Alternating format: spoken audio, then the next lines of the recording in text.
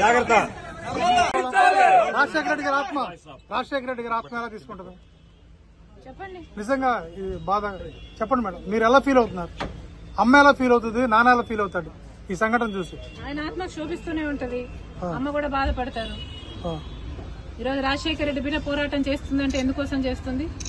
ఆంధ్ర రాష్ట్రంలో బిడ్డలకు ఉద్యోగాలు రావట్లేదని పోరాటం చేస్తే కనీసం సెక్రటేరియట్ లో రిప్రజెంటేషన్ ఇవ్వడానికి కూడా ఈరోజు హక్కు లేదు, మాట్లాడడానికి స్వేచ్ఛ లేదు, జర్నలిస్ట్ రాయాలన్నా కొట్లాడాలన్నా స్వేచ్ఛ లేదు. ఈరోజు కనీసం సెక్రటేరియట్ లో రిప్రజెంటేషన్ తీసుకోవడానికి ముఖ్యమంత్రి లేడు, హోంమంత్రులు లేరు, డిప్యూటీ చీఫ్ మినిస్టర్లు లేరు, మంత్రులు లేరు, కనీసం సీఎస్ కూడా లేరంటారు. ఇక వీళ్ళకి ఏం చేతనైంది? పరిపాలన చేతనైందా? వీళ్ళకి స్పెషల్ స్టేటస్ తేవడం చేతనైందా? పోలవరం ప్రాజెక్టు పూర్తి చేయడం చేతనైందా? విశాఖ స్టీల్ ప్రైవేటైజ్ అయిపోతుంటే దాన్ని ఆపడం చేతనైతుందా?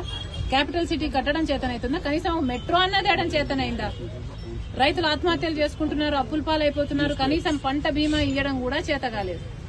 బిడ్డలు ఆత్మహత్యలు చేసుకుంటున్నారు, ఉద్యోగాలు లేవు, నోటిఫికేషన్లు ఇవ్వడం కూడా చేత కాలేదు. రాజశేఖర రెడ్డి గారు వదిలి వెళ్లేసిన ప్రాజెక్టులు పూర్తి చేయడం కూడా చేత కాలేదు. మరి ఇదేనా రాజశేఖర రెడ్డి గారి వారసత్వం అంటే? ఆలోచన చేయాలి. ప్రజల కోసం కొట్లాడుతున్నాం మేము ఈ రోజు కనీసం కనికరం లేకుండా, మహిళలను చూడకుండా రాత్రి నన్ను పార్టీ ఆఫీస్ లోనే ఉండేటట్టు చేశారు. ఇది పాపం కదా? ఒక ఆడపిల్లని ఇలా చేయడం పాపం కదా? పాపమే. ఆంధ్ర రాష్ట్ర ప్రజలకు, ఆంధ్ర రాష్ట్ర యువతకు చేస్తున్నది వీళ్ళు పాపమే. ముఖ్యంగా ప్రతిపక్షాలు, జర్నలిస్టులు ఇంతగా కొట్లాడుతున్నా కూడా కొట్లాడ కనీసం వీళ్ళ చిత్తశుద్ధిని కూడా ఈ రోజు గౌరవించకుండా ఈ రోజు ఇట్లా గాయపరిచి. మేడం, మీ ఆర్కే గారు మళ్ళీ జాయిన్ అయ్యారు మంగళగిరిలో.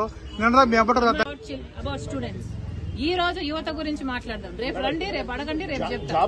కానీ ఈ రోజు 2,30,000 ఉద్యోగాలు ఇస్తామని చెప్పి ఇయ్యలేదు, జాబ్ క్యాలెండర్ ఇస్తామని చెప్పి ఇయ్యలేదు, 23,000 మెగా డిఎస్సీ అని చెప్పి ఈ రోజు దగా డిఎస్సీ 6,000 ఇచ్చారు. అది కూడా 26 రోజులు టైం ఉండగా ఇచ్చారు.